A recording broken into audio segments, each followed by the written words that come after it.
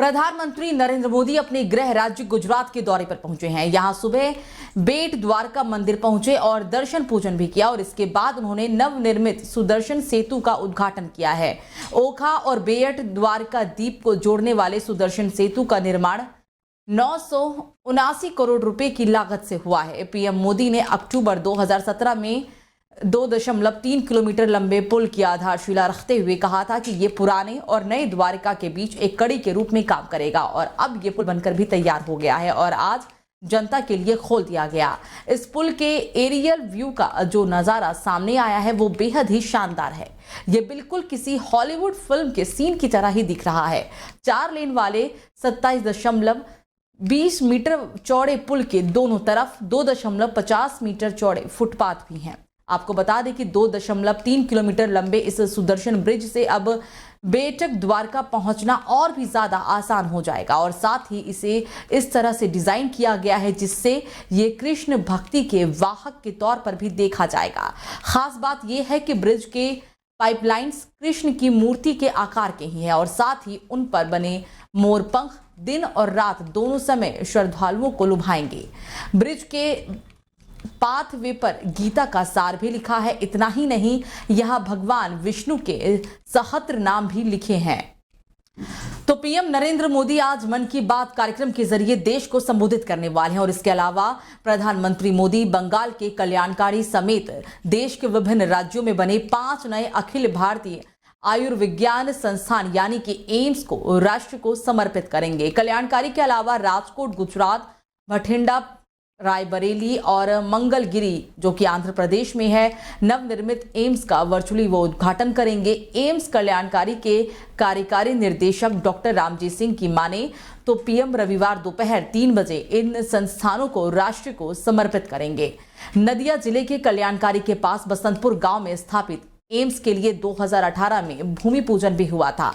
जनवरी 2019 में संकाय सदस्यों की भर्ती भी शुरू हो गई थी और उस समय ओपीडी में हर दिन 100 रोगियों की जांच भी होती थी, लेकिन अब ये संख्या बढ़कर 1800 से 2000 तक पहुंच गई है। यह इमरजेंसी सेवा भी शुरू हो गई है। अभी तक 400 बेड की सुविधा उपलब्ध इसमें कराई गई है। उन्होंने ये भी दावा किया है कि एम्स कल्याणी में उच्च गुणवत्ता वाली चिकित्सा सेवा और उन्नत आईसीयू सुविधाएं भी उपलब्ध हैं। तो नवी मुंबई के खारगांव स्थित कॉर्पोरेट ग्राउंड में अखिल विश्व गायत्री परिवार शांतिकुंज हरिद्वार 47वां 108 कुंडीय अश्वमेघ महायज्ञ आयोजित कर रहा है। इस महायज्ञ में भोपाल और आसपास से 250 श्रद्धालु भी शामिल हुए हैं। श्रद्धालु विश्व शांति सहित अपनी मनोकामना पूर्ति के लिए आहुति भी दे रही हैं। 21 फरवरी को कलश यात्रा के साथ शुरू हुआ महायज्ञ 25 फरवरी यानी कि आज चलेगा और यज्ञ का उद्देश्य वैश्विक मानवता का पोषण करने वाली और राष्ट्र की उन्नति में योगदान देने वाली सनातन संस्कृति को बढ़ावा देना है। इस शुभ कार्यक्रम गायत्री परिवार का कोई भी आयोजन इतनी पवित्रता से जुड़ा होता है कि उसमें शामिल होना अपने आप में सौभाग्य की बात होती है। और उन्होंने ये भी कहा कि मुझे खुशी है कि मैं आज देव संस्कृति विश्वविद्यालय द्वारा आयोजित अश्वमेघ यज्ञ का हिस्सा बन रहा हूं।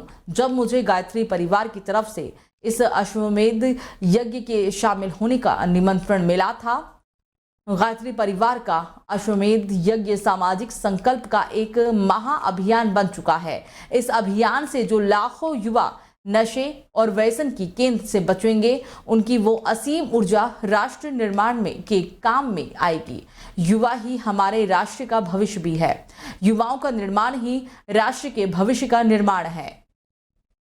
आज गायत्री परिवार का अश्वमेध यज्ञ सामाजिक संकल्प का एक महाअभियान बन चुका है।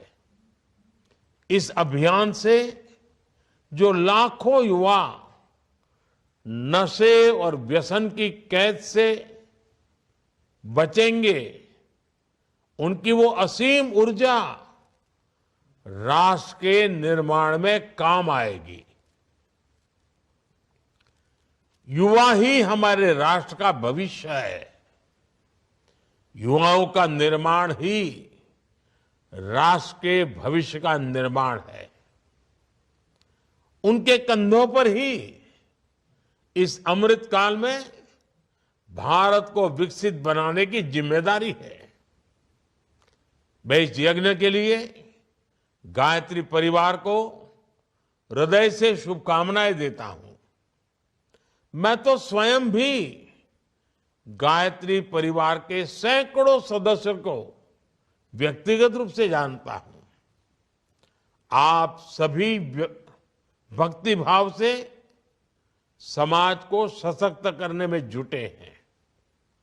श्री राम शर्मा जी के तर्क, उनके तथ्य, बुराइयों के खिलाफ लड़ने का उनका साहस, व्यक्तिगत जीवन की सुचिता सबको प्रेरित करने वाली रही है।